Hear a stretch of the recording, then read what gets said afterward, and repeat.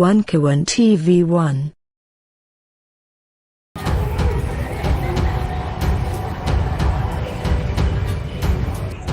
Mak, dalam acara bela Palestina ini, menurut Mak Nur bagaimana? Assalamualaikum warahmatullahi wabarakatuh. Menurut saya bela Palestina ini sebuah kewajiban.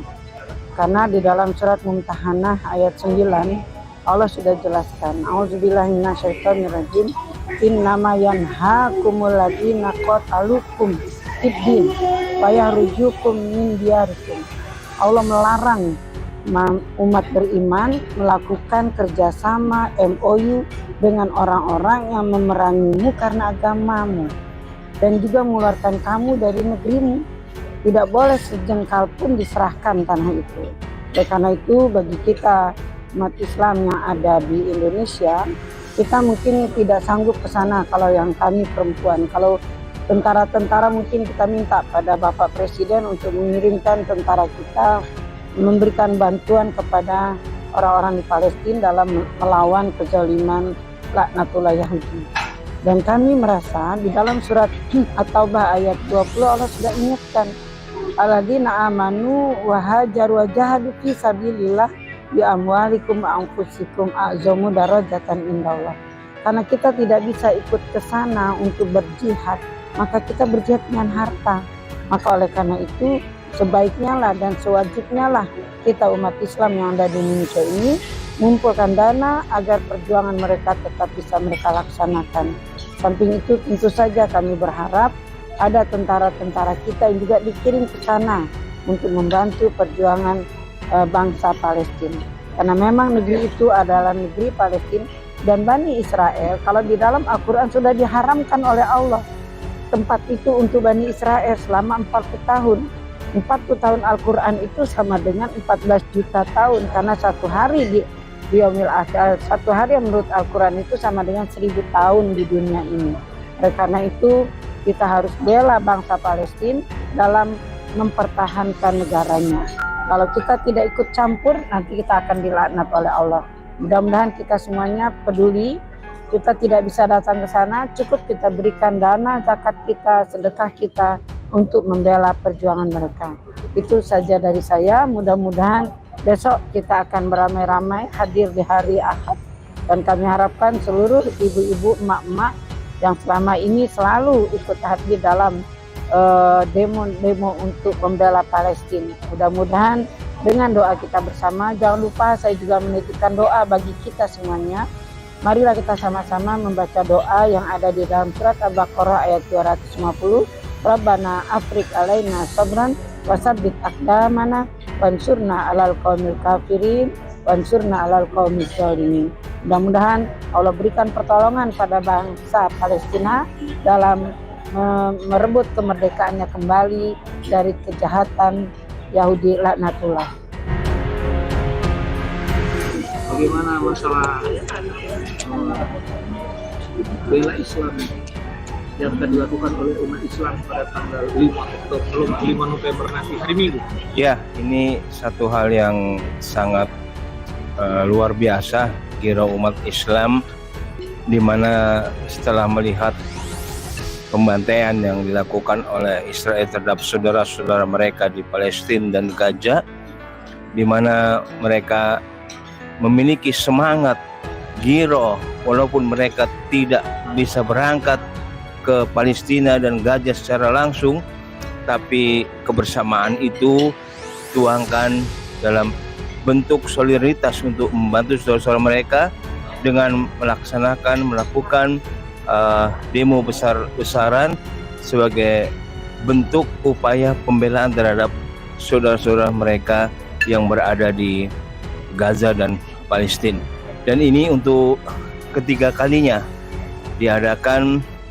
Yang pertama kemarin diadakan di Al-Azhar, kemudian di Dubes Amerika Serikat, dan insya Allah besok diadakan yang ketiga pada tanggal 5 Desember di Monas. Dan mudah-mudahan ini juga akan diikuti oleh berbagai kawan-kawan di seluruh Indonesia, dan kita lihat juga solidaritas mereka dilakukan di seluruh dunia yang begitu antusias untuk melihat ini, karena memang ini tidak benar-benar bisa di kasat mata kita lihat, tidak bisa diterima oleh hati kita sebagai manusia biasa, khususnya kita sebagai seorang muslim, karena kita ini adalah bersaudara, al-muslimuna kajasadul wahid, ya, satu tubuh yang lainnya. Kalau merasa sakit, maka semua akan merasakan sakit. Oleh karena itu, mari kita lakukan dimanapun kita berada, apa yang bisa kita lakukan, dan mudah-mudahan kita selalu berdoa kepada Allah Subhanahu wa Ta'ala terhadap saudara-saudara kita yang ada di Gaza dan Palestina, dan mudah-mudahan Allah Subhanahu wa Ta'ala memberikan kekuatan kepada mujahidin yang ada di sana untuk melakukan perlawanan sehingga mereka bisa untuk merebut kemerdekaan yang mereka idam-idamkan selama ini. Khaybar ya Yahud, Jesu Muhammad Sofai Yahud. Assalamualaikum warahmatullahi wabarakatuh. Assalamualaikum ya Ustaz. Waalaikumsalam. Bagaimana Ustaz dalam pelaksanaan gerakan membela Palestina untuk menuju negara merdeka ini dari Indonesia, khususnya warga negara Indonesia dan bangsa Indonesia yang mendukung Palestina merdeka? Yang pertama harus dilihat dari 3 perspektif, yaitu perspektif tauhidiyah, perspektif konstitusional, dan perspektif historis. Perspektif tauhidiyah, Masjid Aqsa adalah kiblat pertama umat Islam, yaitu dijelaskan dalam surat Al-Isra ayat 1, bahwa Allah menjalankan hambanya dari Masjid Aqsa yang diberkat sekitarnya. Setelah kembali dari Mi'raj, dengan perintah sholat, kiblatnya ke Masjid Aqsa. Jadi Masjid Aqsa itu punya 3 agama, Yahudi, Nasrani, Islam, dan itu kiblat pertama Islam. Yang kedua, pendekatan konstitusional.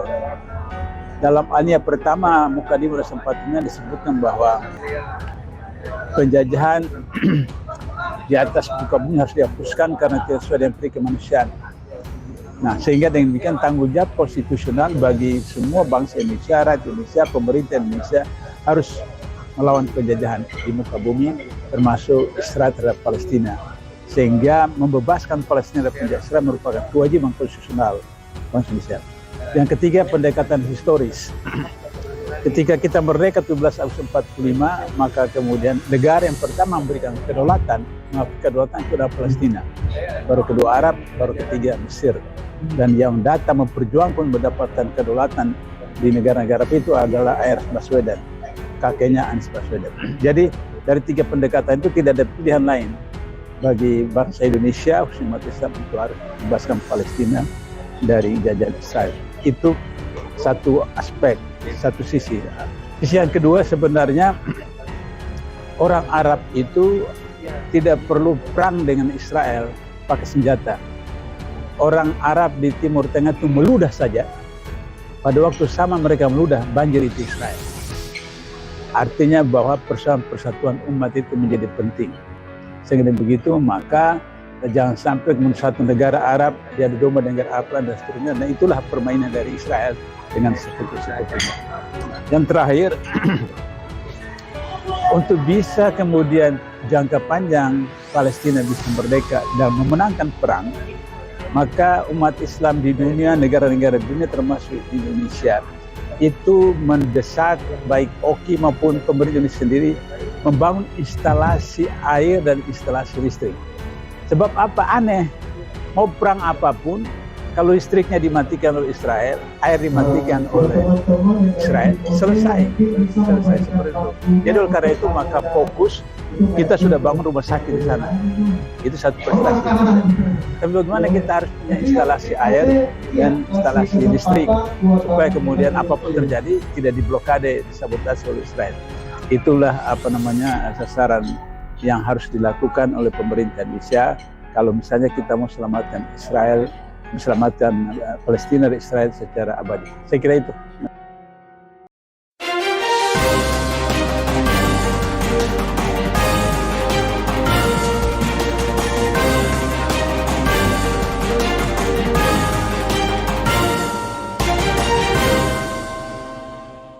One Kawan TV 1.